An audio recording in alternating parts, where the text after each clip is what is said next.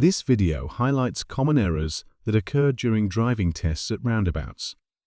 I will be demonstrating how to correctly navigate to the third exit on a 3-lane roundabout. In this attempt, I will use the right lane. As you can see, we have 3 lanes.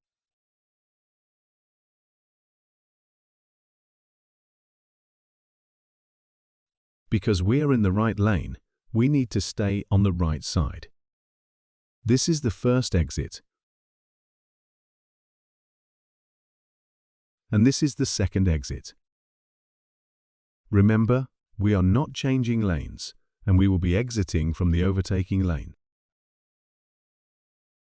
Now we need to check the left mirror for any vehicles.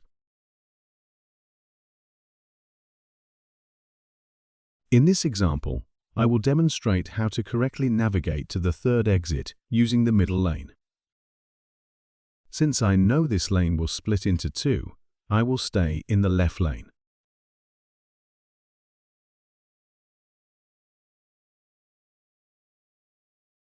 Now, I am choosing the middle lane. This is the first exit, and this is the second exit. We will be exiting from the left lane.